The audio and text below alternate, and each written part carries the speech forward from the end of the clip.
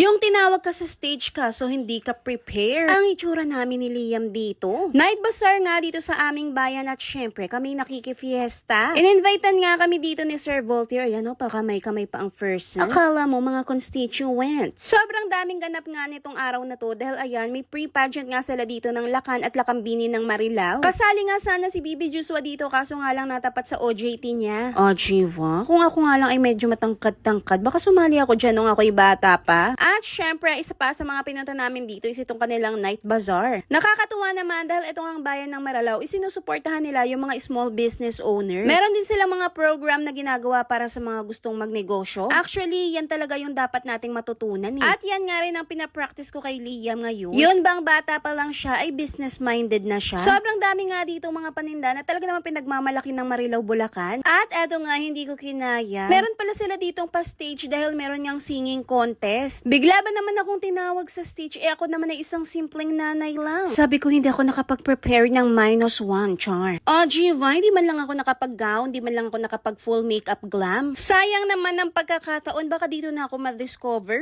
eh. Charing. Alam mo yung nasa school ka, tas bigla kang tinawag sa recitation, ikaw na pala. Hindi nga rin alam ni Liam kung anong nangyayari, bakit napakadaming ilaw. Sabi ko, eto na yung ating time to shine. May pa-exposure, o Giva. Hindi alam ng person ang kanyang gagawin, pero eto na nandito na tayo. So ayan, kaway-kaway na lang tayo. Hello fans, sharing lang. Kung alam ko lang talaga, edi sana nag-best dress ako dyan. Ang sabi ko lang dyan, hi, hello, kamusta kayo dyan? Happy fiesta to us. Sharing. Syempre, binabati ko ang bayan ng Marilao ng maligayang fiesta. At sana lahat mag-enjoy dito sa ating pan-night bazaar. O, Giva, bumaba na kayo dyang mag-ina. Eto pa lang si Sir Voltaire ang isa sa mga organizer ng program. Hindi man lang ako in-inform mag-gown, no? At syempre, para masuportahan naman natin yung mga small business owners dito. Pero ang totoo lang, talagang gusto ko ng kanina pang mag-shopping rito. Napakarami nyo kasi ditong mabibili. At syempre, ang mga paborito ko is yung mga delicacies from Bulacan. Aba, hindi ka taga Bulacan kung hindi ka pa nakakatikim ng chicharon dito. At ang panalo talaga rito yung kanilang sausawan tapos yung chicharon nila na syempre. Siguraduhin mong meron kang maintenance. Dahil tingnan nyo naman kung gaano kalaman yung kanilang mga chicharon dito. Hinahanap-hanap ko nga yung suka na yan kaya naman umorder na ako dito kay ate. Meron nga rin sila dito mga kangkong chips kaso nga lang nakabili na ako pala kanina. So ayan, sabi ko titikman ko na lang tapos bibili na lang ako next time, o Giva. Basta free taste, hindi tayo mawawala dyan. Alam nyo ba na masarap din dito sa Bulacan ng buko pie, hindi lamang sa Laguna? Isa nga ito sa pinakamasarap na buko pie na natikman ko. Kumbaga sa pizza ito, thin crust, pero ang sarap talaga ng loob niya. Sobrang creamy nga siya, tapos talagang malalasahan mo yung buko pero hindi siya ganong katamisan. Kaya ayan, umorder na rin ako dito. At saka mura lang sila ditong magtinda, abot kaya. Meron pa nga sila ditong mga free taste nitong kanilang chocolate drink. Marami rin kasi ditong mga factory at saka warehouse dito sa May Marilao. In fairness, ang sharap, ganyan tayo eh. Basta free taste, lumalapit. Pero bumili ako